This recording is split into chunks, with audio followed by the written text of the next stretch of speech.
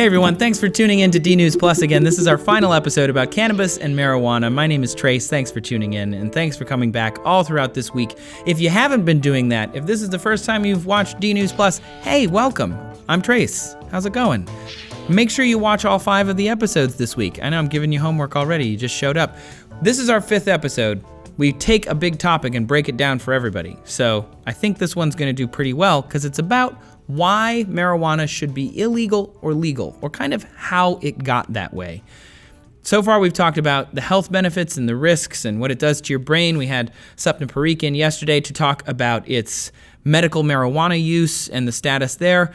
All of this stuff is super interesting, and the legal status of marijuana is way more interesting than we thought when we first started looking into it. We also have an example, one country in the world where it's completely legal. Completely. So we can use them as an example of what might happen if we legalized it elsewhere, which is pretty cool.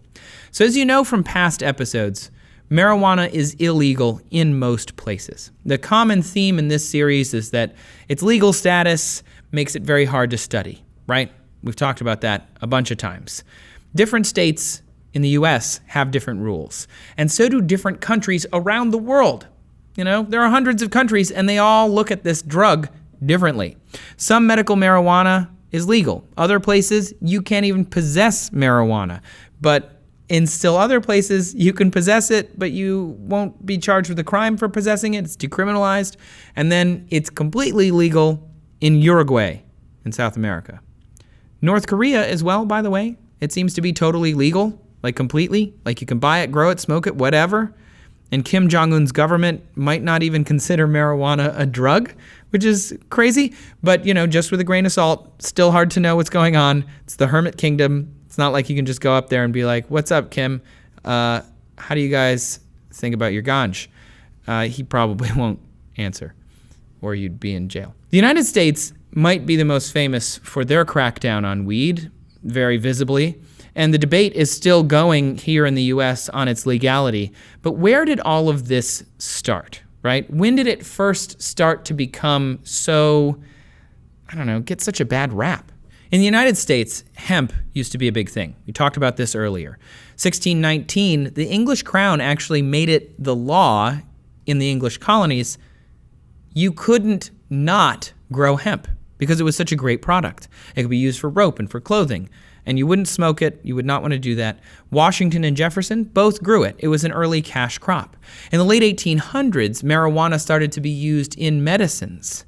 But partly due to things like Upton Sinclair's The Jungle, they started to regulate these medicines a little more heavily. By 1906, the Pure Food and Drug Act led to enforcement and labeling of drugs around the country, and that is when cannabis started showing up on labels in medications, along with things like cocaine and heroin. You know, there's a reason that soda company out of Atlanta has the first half of its name. Late 18th, early 19th century, they really started to question pharmaceuticals and say, this might not be a medication, this cannabis stuff. It might be a narcotic.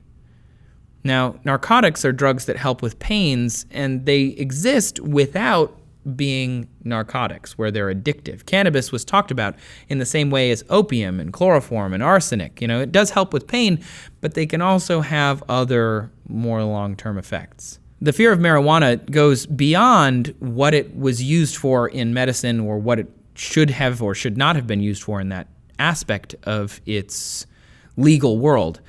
I mentioned earlier that the 1910 Mexican Revolution may have been responsible for moving marijuana northward into the United States for recreational purposes. A lot of articles cite this as kind of the early reason it showed up, and also as a truism. But the American population connected then their fear of Mexican immigrants with smoking marijuana, has some shadows to today. But Mexico passed marijuana prohibition 17 years before they did here in the United States.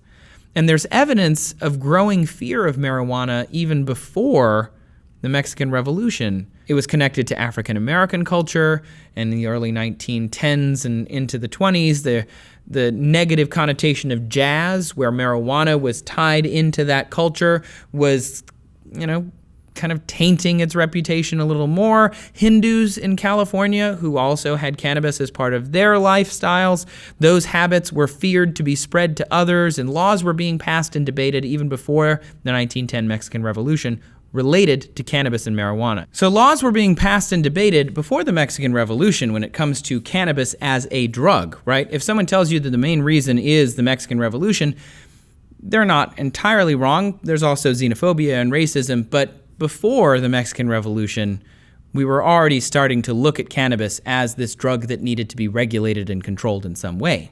From this point on, more legislation began to be enacted against marijuana. In 1931, 29 states outlawed it. And in 1930, the Federal Bureau of Narcotics was started, headed by a guy named Harry Anslinger, who also led alcohol prohibition. We know that didn't go so well. Anslinger campaigned heavily to make marijuana illegal, and that led to the 1937 Marijuana Tax Act, which criminalized marijuana. And this was followed by a lot more stuff, like the 1952 and 56 Boggs and Narcotics Acts, which established mandatory sentencing for people with marijuana. And along the way, different presidents have dealt with this issue differently. Obviously, this is all still evolving now. I mean, the legal status of marijuana in the U.S. is changing election cycle to election cycle. And that's just in the United States. A big turning point in the world may have been in the 1925 League of Nations Convention on Narcotics Control, also called the Geneva Opium Convention. I'm already excited about this. I know you're excited about it because international law is so fascinating. The convention was set up to deal with opium and cocaine around the world and discuss international regulation of those very serious drugs. And delegates from Egypt, they said, hey, can we include cannabis into the agenda as well? They were saying, quote, illicit use of hashish is the principal cause of most of the cases of insanity occurring in Egypt. Now, this came from Egypt's lunacy department, and it was run by an ill-equipped Englishman. So he got this pushed into the delegation from Egypt somehow. Also, can we just take a moment and recognize that in the 1920s, Egypt had a department for lunacy? That's kind of crazy, headed up by an English guy. Anyway, because of that guy's effort, cannabis was entered into the convention, which, by the way, didn't make it illegal. He didn't screw it up entirely on its own, but there were no rules on growing, trafficking, consumption, or studies or regulation at all that came out of that when it comes to cannabis. But it started the conversation in 1925 that weed was bad and scary and related to these other harder drugs.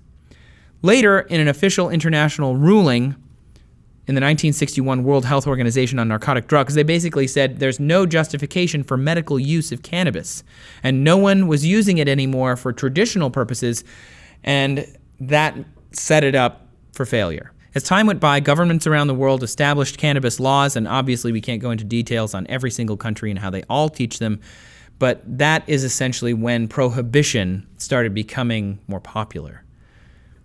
So let's go the other way.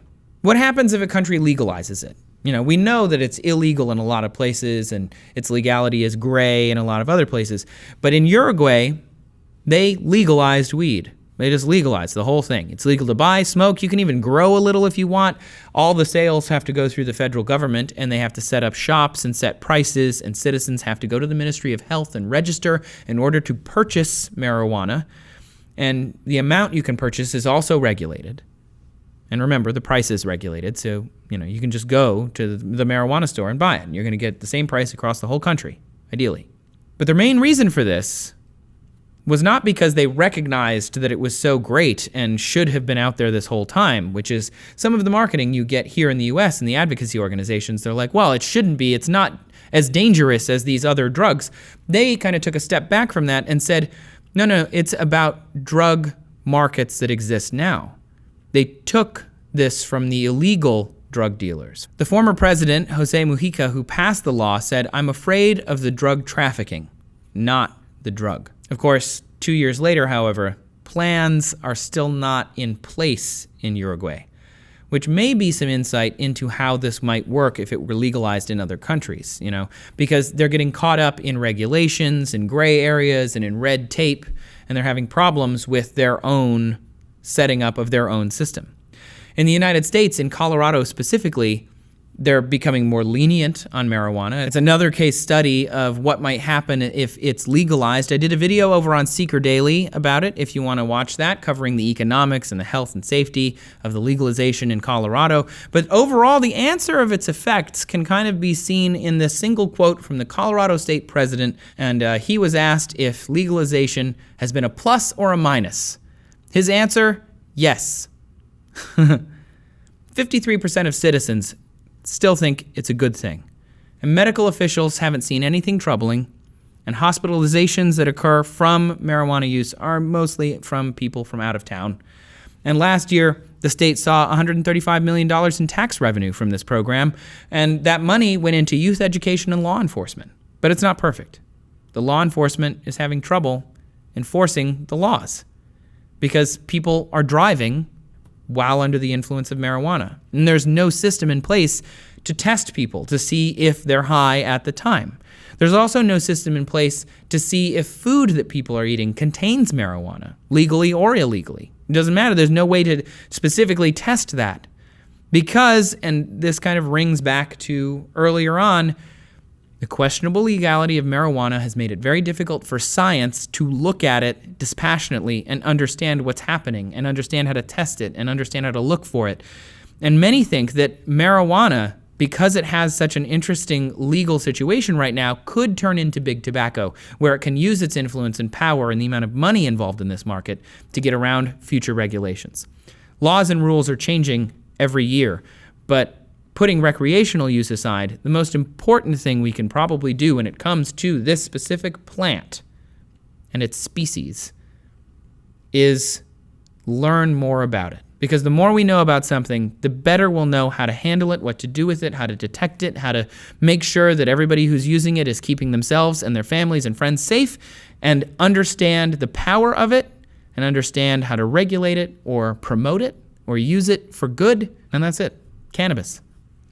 I hope you enjoyed it. I hope you learned something. I hope you liked this series on marijuana. We sure did. We learned a lot. I had no idea there were 3 species. I had no idea some of the legality and the history on that. And so I hope you learned something too. Those of you who follow me on Instagram and Twitter, you can find me, by the way, on Instagram at Trace501, on Twitter at Trace Dominguez. Sorry, they don't line up. My bad.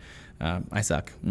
But either way, I went on a trip recently to the Arctic Circle, to Svalbard, and I went to Geneva to go see the Large Hadron Collider, and I came back with some awesome interviews that we are going to put here on D News Plus, and we're going to share those with you in the coming weeks. So get excited. Make sure you subscribe. Share this with your friends if they really enjoy learning more about science out there in the world. We'll put my Seeker Daily episode about legalizing weed in Colorado up over here. You guys were super active in the comments in our tobacco series asking for this one, so we hope you enjoyed it.